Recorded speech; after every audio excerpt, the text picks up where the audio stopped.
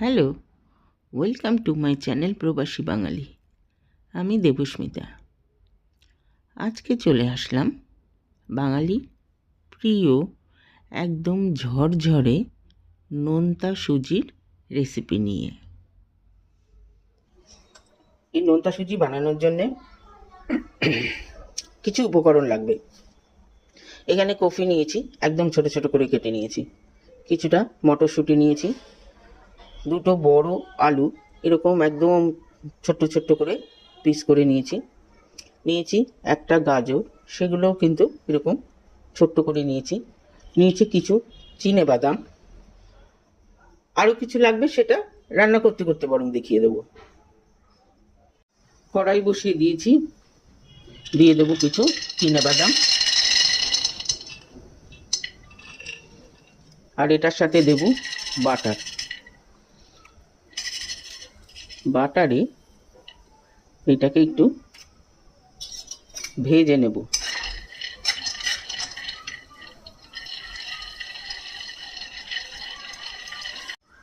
বাদামগুলো ভাজা হয়ে গেছে, ফ্লেমটা একদম কমিয়ে দিয়ে এটাকে নামিয়ে নেব। এবারে দিয়ে দেবো এটাতে সাদা তেল। রান্নাটা করব রিফাইন্ড অয়েলে। তেলটাকে একটু গরম করে নিই আগে। কড়াইটা যেহেতু গরম ছিল, তেলটা গরম হতে বেশিক্ষণ লাগেনি। দিয়ে দেবো প্রথমে আলু।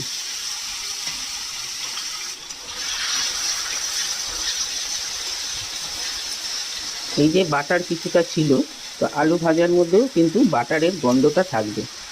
আর আমি বাদাম ভেজেছি, চীনা বাদাম, এর বদলে কাজু বাদামও দেওয়া যেতে পারে। এবারে এটাকে ঢাকা দিয়ে দেবো।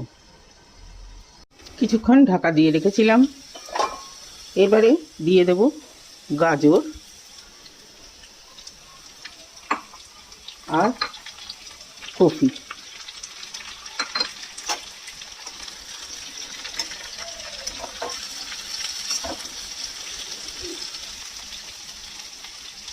এবং সাথে এই মটরও দিয়ে দিলাম। দিয়ে এবারে এটাকে ভাজবো।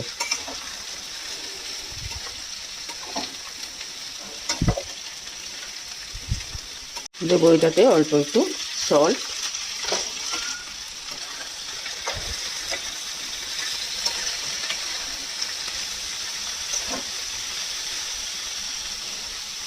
এবার ঢাকা দিয়ে দেবো। আবার বেশ কিছুক্ষণ ঢাকা দিয়ে রেখেছিলাম। গাজর সেদ্ধ হয়ে গেছে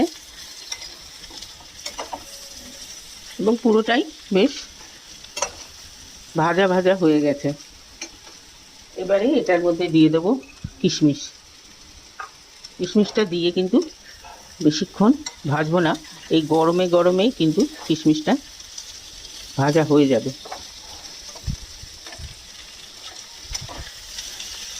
এবারে এটাকে নামিয়ে দেব। কড়াইতে আবার একটু সাদা তেল দিয়ে দিয়েছি। এবারে 1 চামচের মতো কালো জিরে দিয়ে দেব। নোনতা সুজিতে কালো জিরে ফোড়নটাই বেশি ভালো লাগে। আর এখানে দেব 2 কাপের মতো সুজি। যেহেতু করতে করতে একটা আন্দাজ হয়ে গেছে, সেই জন্য আর মেপে দিলাম না। এবারে সুজিটাকে ভাজা করব প্রথমে।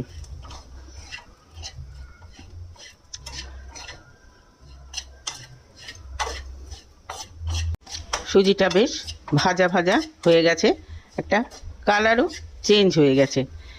এবারে এটার মধ্যে দেব 1 কাপের মতো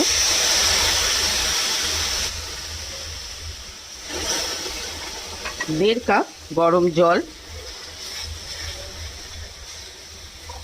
জলটা কিন্তু বেশি দেওয়া যাবে না, আর ফ্লেমটাকে কমিয়ে দেব।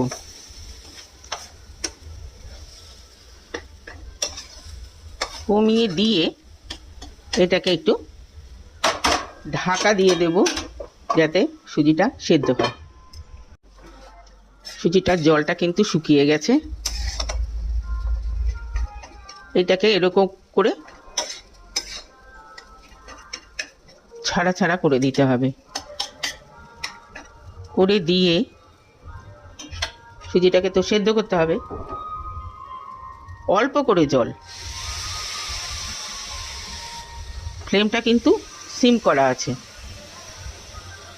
অল্প করে জল দিয়ে আবার ঢাকা দিয়ে দিলাম। মিনিট খানেক পরেই ঢাকাটা সরিয়ে দেব। দিয়ে আবার এটাকে এরকমভাবে ঝরঝরে করে নেব। এটা না করলেই কিন্তু একদম দলা পাকিয়ে যাবে, বা প্রথমে যদি বেশি জল দিয়ে দেওয়া হয় তাহলেও কিন্তু দলা পাকিয়ে যাবে।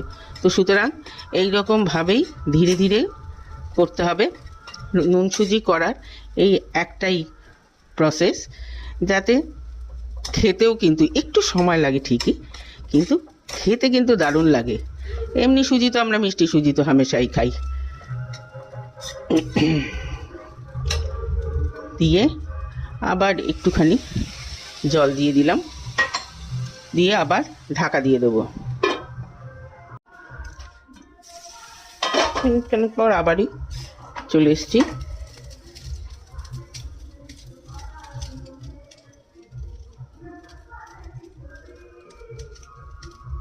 সুজিটা সেদ্ধ হয়ে গেছে। সেদ্ধ যখন হয়ে গেছে এবারে আর এটাকে ঢাকা দেব না, খোলা অবস্থাতে এটাকে নাড়তে থাকবো।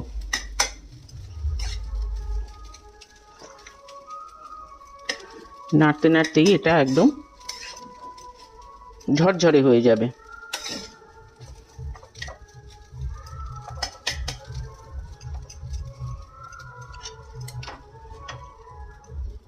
এবারে এটার মধ্যে দিয়ে দেবো সল্ট। সুজিতে সল্ট বেশি লাগে না, আর আমি ওই সবজিও মেশাবো, সুতরাং সেখানেও ওই সল্টটা এটার মধ্যে যাবে, সেই জন্যে বেশি সল্ট দিতে লাগবে না।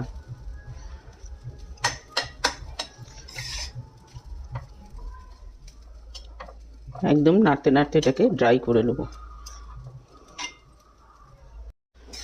সুজিটা একদম ঝরঝরে হয়ে গেছে।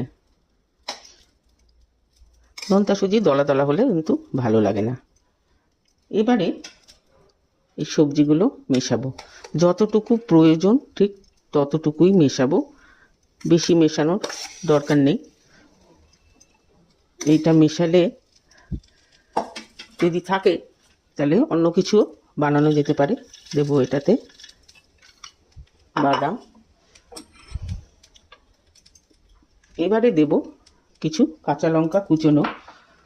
ফ্রেশ কাঁচা লঙ্কা কুচোনো গন্ধটা কিন্তু আলাদা হয় একদম। ভাজা কাঁচা লঙ্কার একরকম ফ্লেভার, ফ্রেশ কাঁচা লঙ্কার অন্যরকম ফ্লেভার। তো ফ্রেশ কাঁচা লঙ্কাই আমি দিলাম। একদম ঝরঝরে করে নোনতা সুজি বানিয়ে দিলাম। ব্যাস, এবার লাস্টে দিয়ে দেবো এটার মধ্যে ধনেপাতা।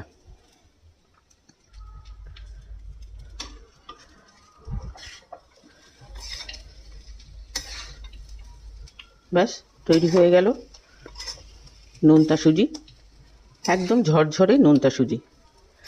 তো কেমন লাগলো রেসিপি? যদি ভালো লেগে থাকে তাহলে কমেন্ট বক্সে জানাবেন, লাইক করবেন, শেয়ার করবেন ফ্রেন্ডস অ্যান্ড ফ্যামিলিদের সঙ্গে। সাথে আমার চ্যানেলটিকে সাবস্ক্রাইব করতে ভুলবেন না। যারা আমার সাথে এতদিন ধরে রয়েছেন তাদেরকে অজস্র ধন্যবাদ। আর নতুন যদি কেউ দেখে তো রিকোয়েস্ট করব যে চ্যানেলটিকে সাবস্ক্রাইব করে সাথে থাকতে। আজকে তাহলে চলি, নেক্সট দিন আরেকটা এরকম মজাদার খাবার নিয়ে আসবো। সবাই ভালো থাকবেন, সুস্থ থাকবেন। ওকে দেন, বাই।